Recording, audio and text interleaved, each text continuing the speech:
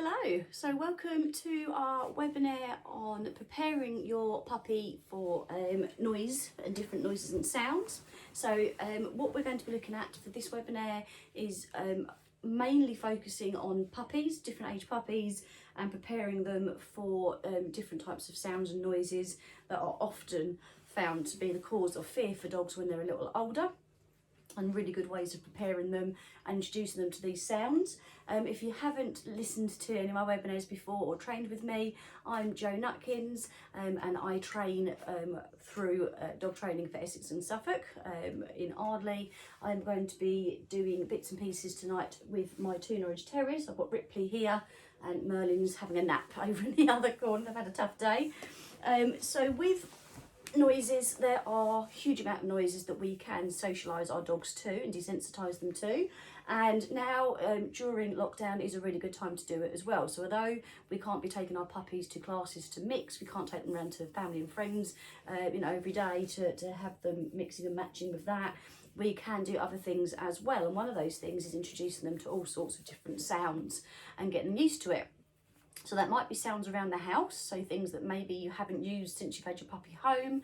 You could be starting to use those. You could even film those sounds, and also you can get hold of other types of noises. So you can get sounds CDs, and usually I would use my laptop with a sound CD in it for this stage. But for some reason my iTunes doesn't want to open up properly, so tonight I'm going to be using my phone instead. You can get apps on your phone which have got all sorts of different sounds on there, weird and wonderful sounds, and like I say, you can record them if need be as well. So it's then just getting your puppy used to as many different types of sounds as you possibly can. So you can think about what sort of sounds may affect your dog for where you live and where you're likely to take them. So that might be that you have a school nearby, so definitely you want the sound of children playing and laughing and screaming, etc. You're right, you do. It could be you're going to be taking the dog on the train, so certainly the sound of trains would be handy. It might be you're going to be walking them through town when they're older, so the sound of traffic and people, think about where you might take them and then add on a few more sounds to that as well. So you can't sensitise them to too much stuff really.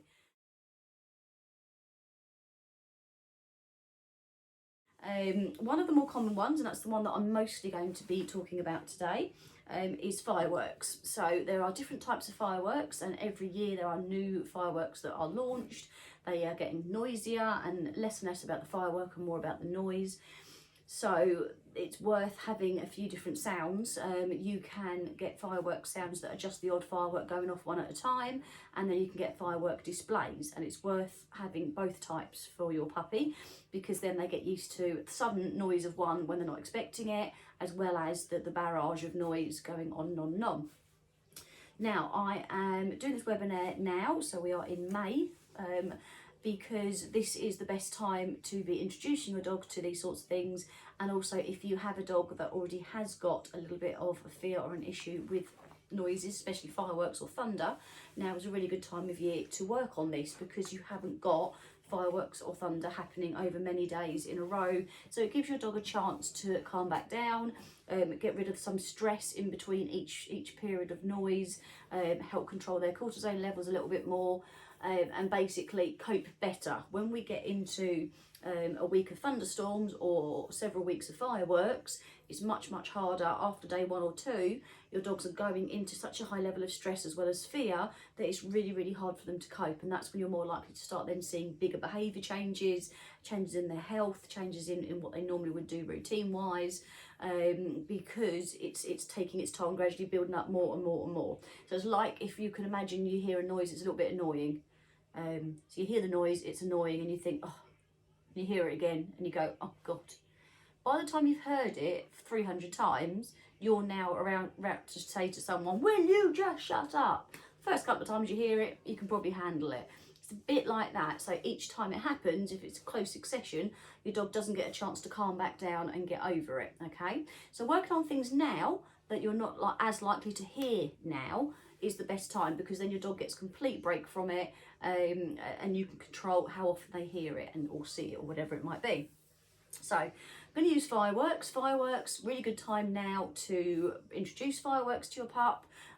or if they've already had some fireworks experience and they're a little bit unsure, we can help them through that now rather than waiting and seeing how they cope. Something that I tend to see quite a lot on all the different social medias that I'm on is every time I hear there's a rogue firework that goes off. So at the moment, Thursday nights at 8 o'clock, we are clapping, we are doing what we can to let our NHS and frontline workers know that we are proud of them. But there are also the occasional fireworks going off as well as other noises. And then I'll see people posting saying, oh, not fireworks, my dog's scared. And I'll see the same people posting the same things week in, week out, year after year. And you can't help but think from a dog behaviour as well as a dog owner perspective, why are you letting your dog have to go through this stress every single year? We know that fireworks are coming. Why not do something about it? And there's so much that we can do, okay? It doesn't have to be expensive. There are lots of things that you can do. You can at least try at this time of the year to start helping your dog. We can prepare them in advance and we can manage their fear as well, okay? So I'm not going to go heavily into that side of things. We do have a webinar available for that. It's quite a long one, that one. I think it's about 45 minutes long, that one, with some downloads. So you're very welcome to contact me. You can email me at joe@dogtrainingsessex-suffolk.co.uk if you would like the webinar on helping your dog get through fireworks and start helping them cope better. But for the now, we're looking at puppies and helping them prepare for it.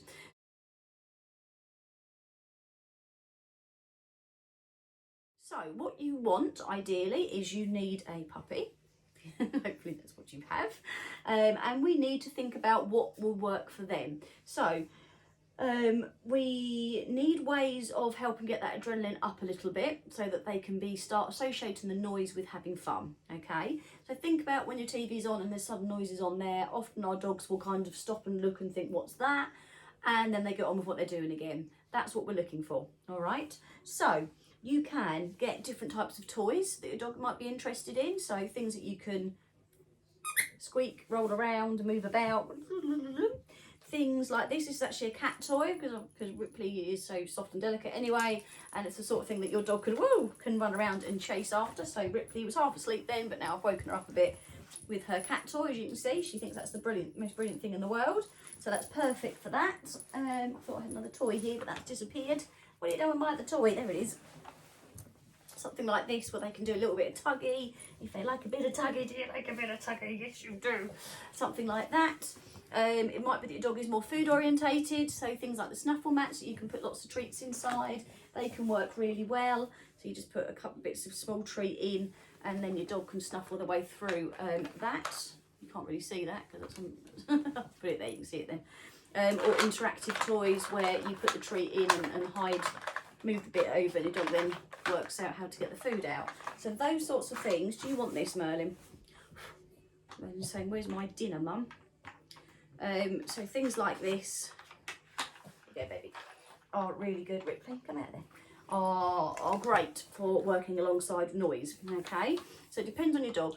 Think about times where your dog is quite active and doing things, and that's a really good time to play lots of different sounds and expose them to lots of different sounds. So if you're going to put your washing machine on a really high fast cycle for the first time, your dog hasn't heard it before and it's out of the main house, so ours is in our conservatory, then if your dog is at a time where they really want to play, go out there with some toys, with the washing machine on, you know it's about to go into its full cycle. That can be playing, running in the background while you're actually having a game with your dog and they're all upbeat and having a great time. And I'll get back onto that sort of thing in a little while. Merlin's now playing with his toy. So what we can then do is I shall put on some sounds for you in a moment. I've just found some fireworks sounds on YouTube because I knew that I was going to be working on fireworks specifically. So I've got fireworks, but this would be any sort of noises that you want to bring in. It could be that you have a funny sound that you hear outside occasionally. It might be a neighbour's gate. It could be someone's got a different kind of a pet or a bird or something that makes an odd noise and your dog kind of goes, oh, what's that? I'm not sure. But you don't hear it that often enough to train around it. You could try filming. You could try out there, record at a time that it might happen, and then you hear it, and then you can at least play that a few times when you're doing some training with your dog. So there are ways to help your dog out.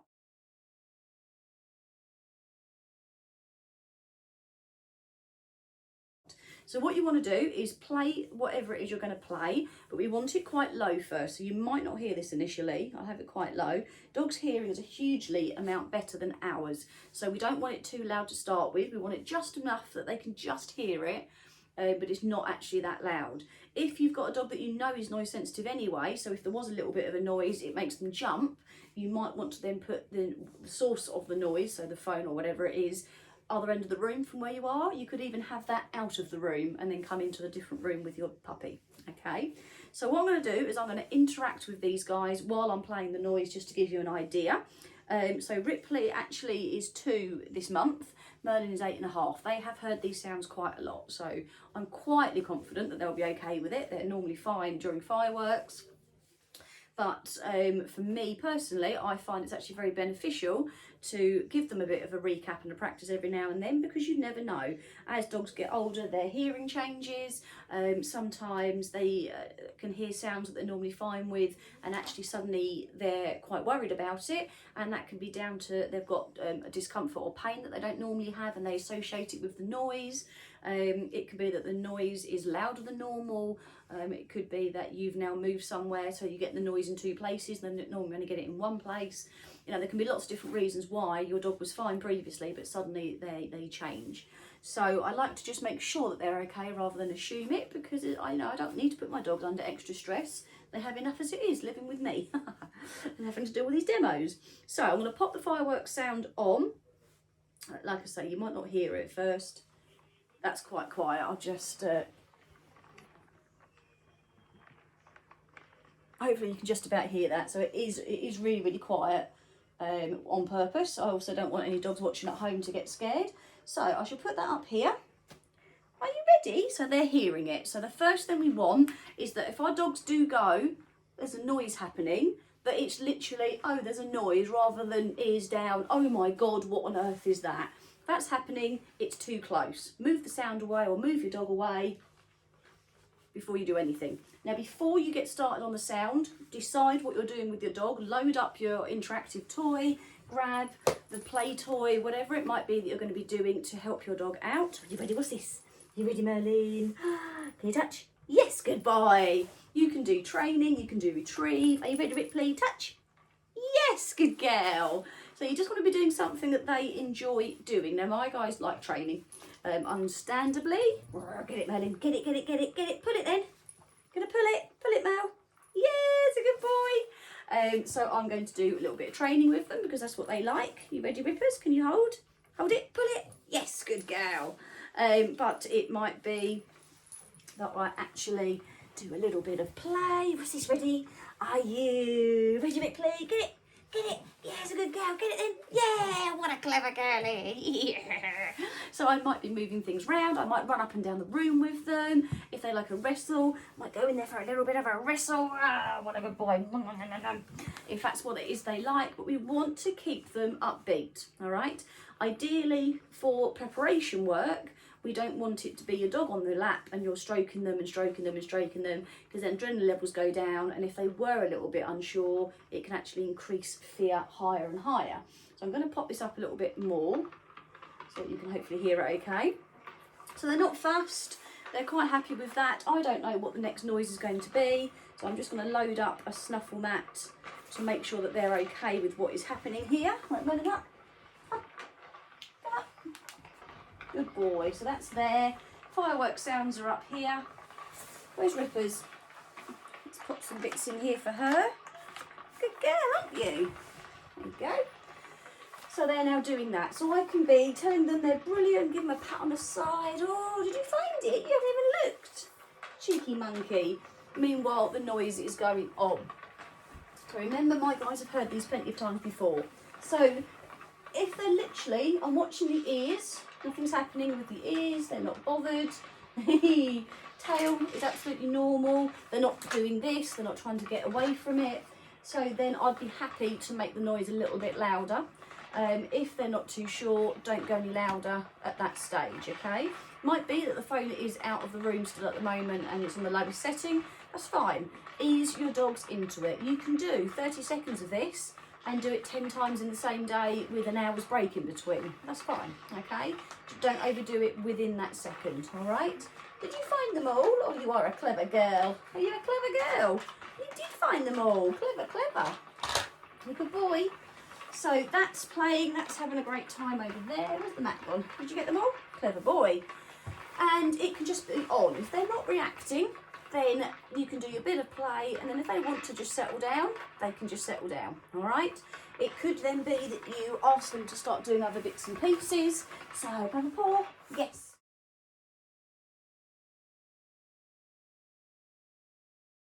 So, then we are looking at seeing what we could do with this. So it might be that your dog is comfortable with the noise here. So then another session you might put it somewhere different. So I might try putting it a little bit higher perhaps. I might have it near a window, near a door, because obviously that's where the noise is going to come from if it's fireworks. And working with my dog to help them just generalise really and be comfortable with the sound coming from all sorts of different places. So we can then ask them to do other bits and bobs, so a bit of tricks training if needed. Rippers, chippers, paws up. Yay, clever pair. So it just depends on what your dog likes. If they want to play, get a bit of play going. If they like to chase, do a bit of the running around where they can chase you. If they like a wrestle. If they like tuggy, do tuggy. So you just want to be doing stuff that gets your dog involved, okay, while the noises are going on. So if you can see, mine really aren't bothered. They're not looking over at it. Their ears are fine, body language is fine. They're kind of going, what are we listening to this for? It's rubbish. Which is great. This is what we want. And how loud you get it is up to you. I'm talking over that, so I may well be shouting now, so apologies for that. It just depends on your dog. You can also do with trying to do this outside if possible, because that way then if you're walking your dog, they are used to the sound as well. Or even just outside in the back garden, because as much as we try and keep our dogs in over fireworks period, there's going to be a time that your dog desperately needs the toilet, and of course if you can't let them out because they've never heard fireworks outside and you're worried they're going to bolt or be scared, then that's going to be making it really difficult, because they can go on for hours obviously. So just getting them used to hearing it in lots of different places is really good for them, because they don't generalise well, so it just helps them to learn that, you know, it's okay, you can get through it, it's fine. So I'm just going to turn this down a bit so that I can keep talking. What's also worth bearing in mind is when you're working with noise for your dogs, it's not always just the noise that can affect them, all right? So earlier I mentioned washing machine. The first time your dog hears the washing machine on a really fast spin, take them out there to hear the noise it makes. Now the other thing that you're doing is getting your dog used to the vibrations. Our washing machine's quite old, and it literally moves about half a foot out from where it should be. There is a lot of vibrations going on in there. So that's would accompany the noise. So sometimes dogs actually are reacting to something that accompanies the noise before they hear the noise, or they hear the noise and know that something else is coming and that's what they're waiting for, and actually that's what they're reacting to. So this is why it's better to prepare your dog than it is to wait and then try and just work on noise, because often there's other components going into it. So if it was that when the washing machine goes on its final spin, your dog is really nervous or really worried, or your previous dog was, so you want to help your new dog, then make sure that you incorporate other things like the vibrations of the washing machine as well, because that could actually play a part of it. So while it's vibrating and your dog's playing, they get used to it. You're a good boy, Mel. If it was fireworks, then they have the scent that goes with it, so obviously you've got gunpowder and smoky scent that goes with it. And quite often now a lot of the real big booming fireworks actually vibrate your windows and half the house, so you've got vibrations with that as well. So it could be worth having a candle and letting the candle go out while you're doing a bit of fireworks prep, get them used to the smell of the smoke and burning. You can, let's think, thunder and fire, thunder sounds. Obviously dogs will get used to seeing the lightning as well as hearing the thunder. So then it's a case of, you can replicate a bit of lightning by having another light shine really bright in the background on and off a couple of times. But it's worth introducing other things that would go with the sound to help your dog out as much as possible, especially if you've got a dog that you've noticed has been a bit sort of jumpy with lots of new things, visually as well as sounds, and really build them up. Or you've had a dog that's like it, or have a dog that's like that, and you've now got a new pup and you don't want them to pick up on that from your other dog. have them on their own, get them working through all these different sounds, but also the bits that go with it, and that will help set them up to not be scared. It also will help your other dog, because your other dog will then see your new puppy isn't scared, and that will start having a little bit of a knock-on effect. Now, if you have got a puppy who has got a little bit of anxiety, they're a bit nervous generally, or they have heard the noises that you want to work on, and you know that they jumped a bit, or they're a little bit unsure, a little bit worried, then we can start helping them out. Again, from now, we can start doing a bit of prep. You want to make sure that they are really involved in doing something, whether it's zoomies up and down the room, maybe you know, a member of your household's just come home, or you've just come home, so your dog's really excited to see you. That's a really good time to pop your music on really, really low, so you can only just about hear it. Have it on while your dog is excited. The adrenaline's up high, helps them cope much better. All right.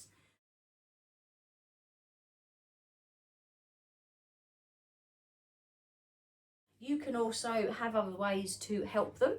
So if it's a noise that you are quite sure that once it gets to a certain volume it's going to bother them, you can do lots of playing, things like that, and then just turn it right down, have it playing in the background, but give them somewhere to cope. All right, so somewhere to cope. I don't know if you can see this huge crate I've got behind me. This is one of my dog's soft crates.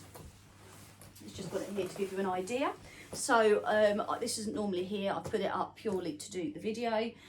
So what you can do is, if your dog is crate trained, or they like going into little dens and going under the table and tents and things like that, then having some sort of a crate for them can be a really nice way of giving them somewhere to go where it's comfortable. So as you can see, my dogs quite like a crate. I've got crates all around the house all set up.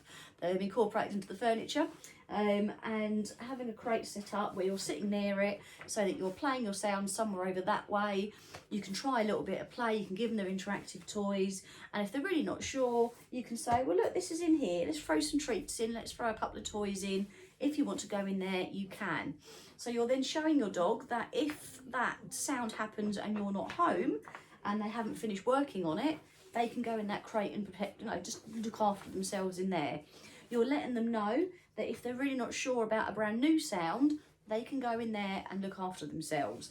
What a dog crate is supposed to replicate is a dog's den, okay? So typically if a dog was caught somewhere and they couldn't get back to where they needed to get back to for safety, they would generally dig a small hole, get into it, and that's how they protect themselves. So if it's something they hadn't heard or seen before, or they were worried about something happening, they would give themselves somewhere to hide. So a crate is meant to be replicating this. It's why crates typically aren't huge. It's meant to be that, you know, quite an enclosed space, but room that they can move around a little bit. I always have a bigger crate because I've normally got 2 or 3 dogs in there. So I tend to go for a bigger one anyway. And so the idea is they want to go somewhere that's dark, somewhere that's enclosed, and somewhere that's protective. You'll often find dogs trying to get into the bath and trying to dig when they hear sounds that they don't like. Some dogs will try and get into the cupboard under the stairs, go under a bed, you know, that sort of thing. And they're actually all trying to get into a den-like area. So provide them with a little crate. This has got mesh in the top and on the side, so I'd probably put a blanket over that as well. Have it somewhere where most of the people are, or somewhere that your dog can get to certainly at any time. But consider where it is in the room. If your dog is scared of thunder, fireworks, any noises that come from outside, maybe don't have it directly under a window or right next to a door, because there's going to be more noise coming through. Or we have a chimney in our lounge, I wouldn't put it right next to the chimney. In fact, I probably wouldn't put it in the room where the chimney was, because the noise is going to travel much more down there.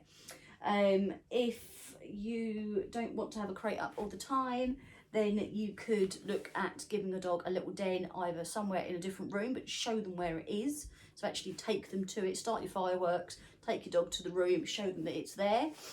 Or you could just have something small they can have. So mine, well, I haven't got it in here anymore, mine have got a little teepee tent. That used to be up all the time. They could go in there if they wanted. They've got a terrier tunnel that they can get inside. So I'll just show you what that looks like. It actually belongs on one of our raised beds. There's Merlin. So this is a terrier tunnel, so they could get inside here should they need to, and burrow in there to help themselves feel a little bit more secure, so they have the option of that. Tables, you know, chairs, you can always put a blanket over a chair, put a bed underneath it, and let your dog know that they can get in there if they want to. So it's then making sure they have somewhere they can go to and showing them it's there, basically, okay? If your dog wants to come and sit on your lap, so something, a noise goes off outside, doesn't give you a chance to get into play or getting them, you know, able to do something else, but your dog then comes and wants to sit on your lap, that is fine. Let them sit on your lap. What you then don't really want to be doing is going, oh, did you hear that? What was that noise? Oh my God. Because then you're highlighting something different. See the difference in my voice when I did that? When we go into, oh, what's this? Our voice goes higher quite a lot of the time. We sound different. Our body language changes, and it makes our dogs go, oh, okay, well, what happened there? Something's weird. It's made you react differently. It must be that sound. Maybe I need to be worried about that. And so then we can start an interest, which then can quickly become worry and then fear. So be careful not to do that, but you can let them sit on your lap or sit beside you. You know, you can give them a little stroke, that's fine, but ideally not going hugely out of how you normally would, generally speaking. That's good, that's nice, yep, there you go. Absent-minded watching the telly, that's fine, all right? You cannot teach a dog fear, but it is possible to reinforce it in a way that they think that we are worried, and therefore, okay, maybe there is something to be wary of and thinking about, and then they think about things too much, okay?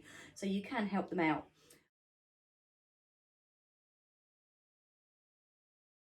There are other ways that you can help your dog prepare. So before you start this, if you think your dog is going to be anxious or sensitive, then you can bring in other things. So you may have heard of back Rescue Remedy, and Rescue Remedy is a really good way of helping our dogs in times of stress, and we use Rescue Remedy as well. You can get things like the Pet Remedy Spray. That's a really good thing that you can be using for your dog beforehand, or you can look at something like zoopharmacognosy, self-selection, whereby you are giving your dogs the option of choosing things to see what they need. So hydrosols, for example, which is what I've got here. You've got different types of essential oils. You can look up ones that you feel might be the best ones for your dog. So you can get one specifically to help with noise fears and for stress. Or if you have a selection of things, you can offer them different things while the noise is playing in the background, which is generally how I would do it. There's no one particularly good one to use for noise fears. It depends on the reason of the anxiety, really. So if you've just got a pup that's generally anxious, then things like the Rescue Remedy or the Pet Remedy Spray can be really good for that. Or you might decide that you want to get something a bit more specific for your dog. Things like vetiver can be quite good. Frankincense, geranium can be quite good. Things like, I think what I've got here, Roman chamomile is quite a good one. Cornflower. So, you know, there's quite a few things that you could offer your dog, and you literally would just offer it to them by taking off the lid and seeing if they want it while the noise is playing in the background. Good girlie, oh, you need some of this.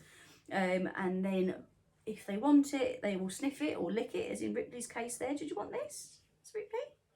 You did. And if they don't want it, they tend to just walk away and say, I'm not interested in that. You don't need to put it in an oil burner. You don't need to put it on their collar or on a bandana around their neck. They need to be able to move away if they don't need it or want it at that time. Okay, there's a good girl. So you can look into things like this to help your dog to cope and prepare while you're playing sounds and getting used to that in the background as well. Okay.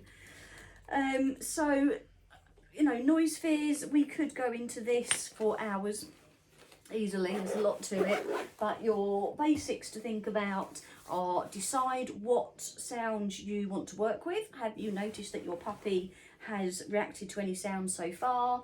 They're definitely ones that you want to look at, and anything that sounds similar. So fireworks, similar things would be things like crow scarers, thunder, you know, anything that's loud noises from outside, particularly from the sky. If it's traffic sounds, then you can play all sorts of different traffic. So it might be lorries and you've got motorbikes, cars backfiring, older sounding cars. It could even be the sound of a car door closing, or the sound of the engine starting, or someone revving their engine. So it's just then thinking about what might affect your dog. Is there anything that could accompany it? So sounds, what are we up to? Sounds and vibrations and smells and things like that to go with it. Play them really low, or even from a different room while you are doing something that your dog enjoys. So play, interactive toys, fussies, running about, whatever it might be. A little bit of training if that's what they enjoy, something upbeat, maybe not a stay or a settle. And then you can add in things like using crates and using essences and things if need be. If you're worried your dog might be a little bit anxious when you introduce the noise, you can actually prepare them for that as well. So if you have a dog that has shown a little bit of uncertainty with certain noises, then you can still do the same sort of method, but I urge you to have the noise as low as you can. If it doesn't go low enough on the device you're using, leave the room so it's playing in one place and you're somewhere else, and then gradually work to being in that room. Gradually increase the volume. When I say gradually, I don't mean in one session, I mean gradually over a few weeks. You know, take your time, there's plenty of time. And help them out. Okay, so I hope that gives you a little bit of help. Sorry, I was just there's some flashing lights going on, and I was thinking, hang on a minute, there's flashing lights as I'm talking about thunder, but no, it's my husband's head torch. Yeah, so sorry, that just caught my eye. So hopefully that gives you some bits to be working on and bits to think about, and at least if anything else, hopefully this coming out now has prompted a few people to think, actually, I do need to do that and prepare my dogs ready for a few sounds and bits and pieces and experiences. So do give that a go.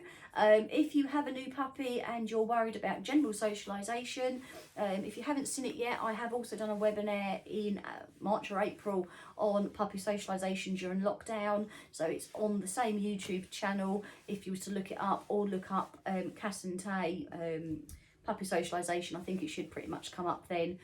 So I have got another webinar on that with a plethora of different types of experiences for your dogs to do while you are in lockdown. Okay, so I hope that's been of use to you. Thank you very much for listening to me. Take care of yourselves for now, and do stay safe.